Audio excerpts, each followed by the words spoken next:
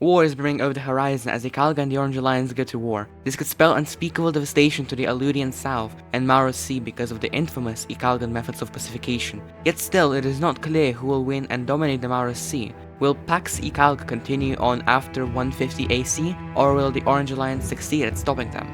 Hello to everyone, and this is What If Civilization Started Over Again in Another World, and this is part 5. And if you're confused about what I'm talking about, you should definitely go and watch the 4th part of this series.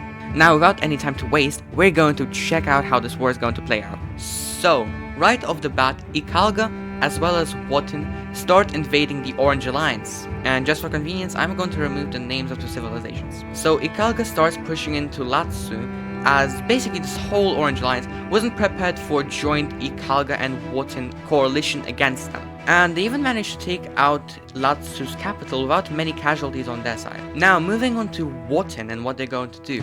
So they first start pushing into Squets from this side as well as this side, even managing to somewhat capture this city over here. However, Hiktub, a new nation and a vassal state of Ikalga, have quite a tough time trying to invade Untas and Anact. So much so that they actually lose this island over here, and Anact manages to invade this city over here at the southern tip of Hiktub. This Hiktub fiasco essentially led to Ikalga finally realizing how weak Hiktub truly is as a new independent state, and because of that, they have started to support them militarily much more than they used to. This essentially leads to progress on the Latsu front being somewhat slower, however they still do manage to take out most of Latsu. The only way that Latsu is still alive is because of Latros, who is militarily supporting them, aka they have their soldiers in this region. Speaking of Latsu, they lose this part over here to Ikalga. No, that's not Ikalga, that's Wotan, which itself has conquered fully this part of Squets. However, all is not good in Wotan. As looking at the cultural map, this part of Wotan is primarily the Orange religion, and because of that, there are some instabilities in this region, which tip over and a civil war begins. Many different rebellions have popped up in Wotan. Most of these rebellions were pacified, for example this northern one and this little eastern one over here. However, these rebellions didn't look like they were from people and more like sponsored by governments. So taking a look at the civil war, we can see that the rebels have managed to connect these two cities together, and they have managed to take over this big region over here from Etros. In return, this led to Wotan not focusing that much on this front and actually signing a premature peace with the Orange team. So this is the peace treaty that the Orange Alliance and Wotan have come up with. So right off the bat, we're going to check the elephants in the room, which is going to be Braus and Erest. So Erest and Iris, aka their vassal state, were actually the Pink Nation before, and because of that they were just reinstated as the Pink Nation again, and their capital is in the same place as before. Now moving on to Braus.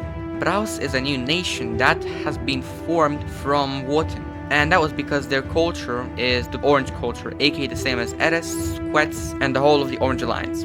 Now moving to Anact and Hiktub, as well as Untas, we can see that Anact has made significant gains in Hiktub, and moreover Untas is helping Anact, and because of this, Anact actually manages to capture this important city from Hiktub. This deals a heavy blow to Hiktub morale. However, Untas itself has to worry about their northern neighbor Ikalga.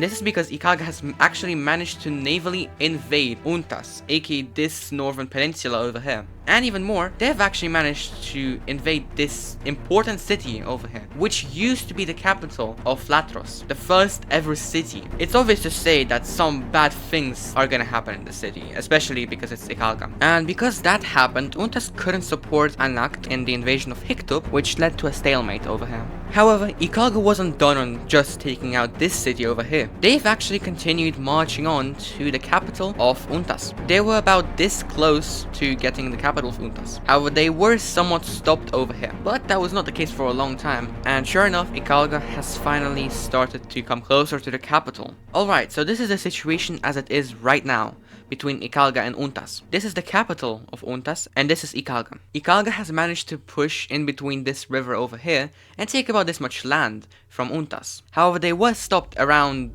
here-ish. Meanwhile, in their northern front, aka right over here, Ikalga has successfully managed to push Untas closer to their capital city. Knowing that sooner or later Ikalga is going to approach the capital of Untas, Untas is going to fortify the central regions over here and the northern regions over here. Meanwhile that was happening, other Ikalgan soldiers have managed to push Untas from this region over here and threaten the capital of Untas. And yet again, hope was actually not lost for Untas fully, as reinforcements from Latros have finally arrived to the capital and they are finally pushing Latros back by a lot actually. And overall in the north, the front lines are stabilized somewhere over here.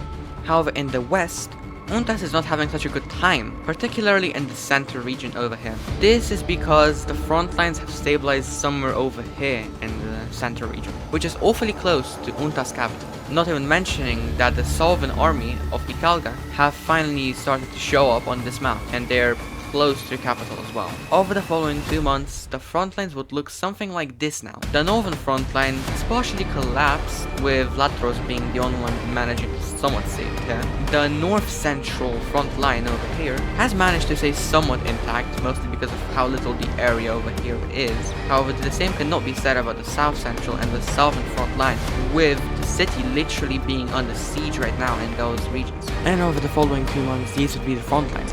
However, I wouldn't just do all of this work just for a city who's going to fall, right? Well, no, I wouldn't do that. The reinforcements from Braus, Geres, Sweats, and Anact have finally arrived to this front line. And finally, after 4 months of just continuously losing land to Ikalga, Untas could actually start a counter-offensive with all of these new troops in about half a month. This is all the territories that Untas has managed to liberate from Ikalga. And as to not make the video too long, I will just say that Ikalga has been fully kicked out of Untas, and this was dubbed the Untas Miracle.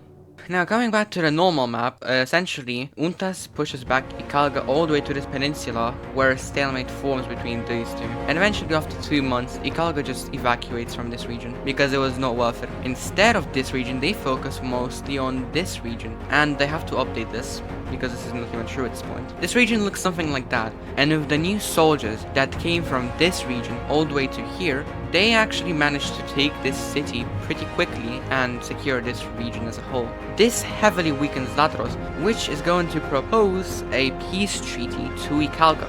However, Ikalga is going to reject that peace treaty. Instead, they're going to focus on helping their ally Hictup, which was mostly occupied by Anact. While that was happening between Ikalga and Latros and the Orange Alliance as a whole, Vakzash was experiencing some problems, and those problems were caused because of the war between Ikalga and Vakzash. Specifically, the pacification part of this city over here, and subsequently this area as a whole. This caused massive distress in the country, and because of that, rebellions have started to occur in Vakzash. These people have felt way too alienated from the central government, which is all the way over here near the border of Vakzash, and so they've decided to rebel away. The rebels had quite an easy time actually rebelling away from Vakzash, because they have just suffered so many casualties from that war with Ikalga, and so they have managed to mostly secure their place, except this city. This city has had some problems dealing with Vakzash, as the army of Vakzash was mostly located over here, but not in their west. So because of that, this rebellion was quite easily squashed. In the span of just a month, the rebels have managed to secure roughly this much territory over here. And another event has happened.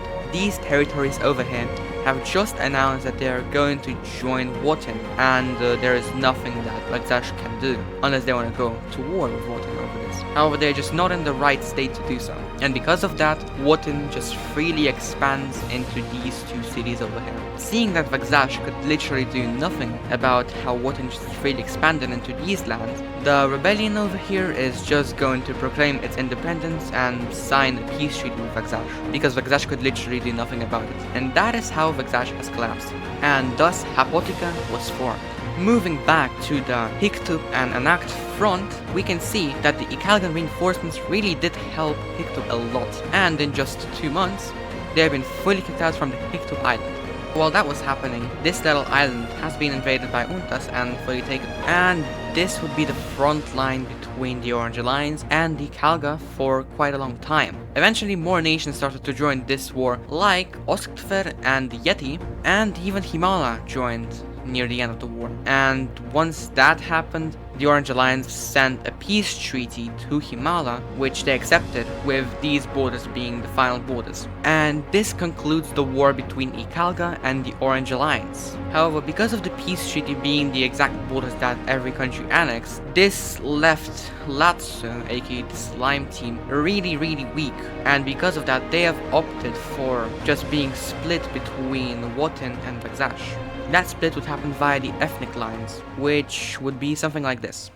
Moving west, and specifically to Yeti, Osktver, and Himala, their joint efforts have actually paid off as they fully explored this region as well. And while that war was happening, both three nations have expanded into these newly found regions. And this is how much they have expanded. Now don't be fooled by the amount of important cities located over here, as the population density over here is quite low to say the least, because this is newly acquired territory. And while all of that expansion was happening from Himala, there was a little conflict in this city. A gang of thieves was about to be trialed, however, they have escaped. So they first left the city, they've traversed the river, and have started to make their way into this continent. And that was until they've hit this river over here, where they have set up camp, and they have founded a new nation. And this country looks something like this. However, not everyone wanted to just settle in this country, and some continued to march eastward. However, this time they were following the river. And eventually, after getting to the river's end and finally meeting the ocean, the people have established a new nation. However, the journey was really long to the ocean shores, aka over here. So the people who decided to stay around the river decided to establish themselves new nations. And because most of the criminals who have escaped from Himala were actually cartographers and just explorers in general, it was quite easy for them to adapt to these new environments. Which is why it didn't take them ages to set up nations and so on. Moving to the north of Aludia, Icalga, while the war is happening, has been exploring this region over here, and even has managed to find the river and trace its origins, which start in the mountains over here, which then gives Icalga a solid idea where they could be, and they actually succeed in finding familiar terrain which they've already explored. I'm just going to color all of this as explored because it's just desert and there's nothing over here. So we're gonna say that Icalga already has explored this part. And Icalga establishes a colony over here. Now Icalga is not stupid, and they know that actually controlling this colony is going to be a logistical nightmare for them. So because of that, they just make it a client or vassal state. And thus a new nation was born. Over here in southern Aludia, nothing much happens because Bagzash has collapsed, Wotan has collapsed as well, so there's just a little bit of new territory explored. And that's just about it. Meanwhile, in the Adizzpro actually took a step back and has actually started to consolidate the lands that they have acquired, aka over here, and their newly established colonies over here in this landmass. However, they do still try to explore some parts of this continent, but not as much as before. And overall, this is how much land they explored. They actually explore more land in the north than in the south where the rivers are, which is quite surprising considering the Adizzpro really loves rivers, but yeah, that's what they explored for today's episode. And this was it. Now the last thing before this episode ends, I will show the cultural map. So first it's regarding Adizzpro, as it's obviously one culture. We're going to check this part of the world. So there are some major changes to this map, which includes the new colony that Icalga has made over here, these new nations that are all Himala's culture, and in general Himala's culture with Osktver and Yeti's culture just expanding eastwards. However, I can say that for Himala and Osktver with Yeti, it's becoming genuinely a logistical nightmare to govern all of this region over here, and because of that, there could be some instabilities in them, just as a side note. Now, another thing I would like to mention about this world is that I finally added an actual province map to the world. So all of these little lines show the provinces, and these guys don't have any yet because they've just started out. So yeah, that's a cool new addition to the map I've made. And I've been working on a population map, however this one is a little bit outdated, but before the war the populations was something like this. So dark red means very high population density, and green means very low population density. Now, I didn't complete it fully, but I can say that all of these newly acquired regions for Himala, Osktver and Yeti are going to have really low population densities. And that was the end of the episode. Thank you for watching. If you guys enjoy and like the content that I'm making, you can always support me and the series with a like and even subscribing to my channel if you want to. And that was it. Thank you so much, and goodbye.